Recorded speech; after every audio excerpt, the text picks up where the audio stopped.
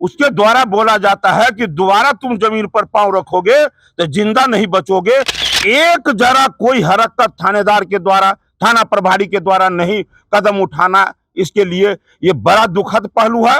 ये दिखाया गया है कि जो सनातन के लिए तू कदम उठाओगे तो फिर तुम यही अंजाम भोगोगे कि जिस जीभा से वो प्रतिदिन महादेव का नाम लिया करता था, भजन किया करता था, वो जीभ काट लिया गया है। नमस्कार, आप देख रहे हैं दर्श न्यूज और मैं आपके साथ हूं शैलेंद्र कुमार। गोपालगंज जिले के माझा थाना क्षेत्र अंतर्गत दानापुर स्थित एक शिव मंदिर के पुजारी के निर्मम हत्या के बाद से आज उनके परिजनों से मिलने पहुंचे बिहार विधानसभा का नेता प्रतिपक्ष हरीश साहनी। उन्होंने मीडिया से मुखातिब होते हुए उन्होंने यह बताया कि बिहार में जंगल राज की वापसी हो गई है। साथ ही साथ उन्होंने जो गोपालगंज पुलिस प्रशासन द्वारा एक बयान जारी किया गया था जिसमें यह बताया गया था कि जो मनोज शाह जो पुजारी जिनकी हत्या हुई है वो दरअसल में पुजारी नहीं, वो केयर टेकर मंदिर के थे। जिला प्रशासन के जो पुलिस प्रशासन है उससे यह सवाल करते हुए देखे गए कि क्या अब पुलिस प्रशासन है वो यह सर्टिफिकेट देगी कि मंदिर का कौन केयर टेकर है और कौन सा उसका पुजारी है। आप भी सुनिए कि इस पूरे तो हत्या मामले पे जब उनसे मिलने, परिजनों से मिलने जब हरीश साहनी पहुंचे तो उन्होंने क्या कहे। देखिए, यहाँ जो घटना घटी है बड़ा निर्मम हत्या। एक्सीडेंट कहीं पर हो जाता है तो लोगों को लगता है कि चलो किसी मानवीय भूल के कारण इस तरह का मौत हुआ। मात्र 24-25 साल की उम्र का एक पूत आध्यात्म में इतना भरोसा करता है कि इस प्रकार से वहाँ पुजारी के रूप में सेवा देने लगता है और सेवा देने के बाद तरह तरह का वहाँ यज्ञ हवन अनुष्ठान करवाते हैं और फिर मंदिर के विस्तार के लिए वो लोगों से, समाज से मिलकर वहाँ दान में लेते हैं, लोग से सहयोग में जमीन लेते हैं और उस जमीन को दूसरे लोग के द्वारा उसको कब्जा कर लिया जाता है, जोतवा लिया जाता है। इन बातों की जानकारी थाना को सीओ को दिया जाता है तो थाना पर उसके द्वारा बोला जाता है कि दोबारा तुम जमीन पर पांव रखोगे तो जिंदा नहीं बचोगे।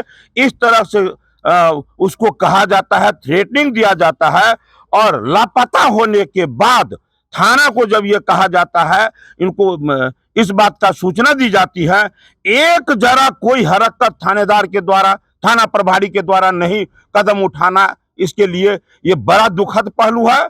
और जिस तरह का हत्या हुआ है और जिस प्रकार से हत्या करने के बाद फेंका गया है, ये दिखाया गया है कि जो सनातन के लिए तू कदम उठाओगे तो फिर तुम यही अंजाम भोगोगे। यह दिखाता है, यदि नहीं तो लाश लापता करने का भी प्रयास करता, लेकिन वो दिखाने के लिए ऐसा किया है। क्या दिखाया है कि जिस जीभा से वो प्रतिदिन महादेव का नाम लिया करता था, भजन किया करता था, वो जीभ काट लिया गया है। वो हमेशा वो बच्चे वो महादेव के पास रहकर उसका दर्शन किया कर, दोनों आंख निकाल दिया गया है। निश्चित रूप से ये थ्रेटनिंग देने का काम किया है, लेकिन यहाँ इस गांव के लोग में जो हम ये तरफ देखे हैं उसके प्रति, ये बड़ा ही उसके प्रति भावनात्मक एक अटैचमेंट है, लोगों को लगाव है, जिसके कारण से ये बात देखा गया है। निश्चित रूप से यहाँ के लोग, आज पहले नोटिस दिया गया, संज्ञान नहीं लिया गया, मरने के बाद भी उतने लोग आए रहे, लेकिन देर से थाना आई। लेकिन जब लोगों में आक्रोश हुआ, धरना प्रदर्शन की बात हुई, तो हवाई फायरिंग करते हैं।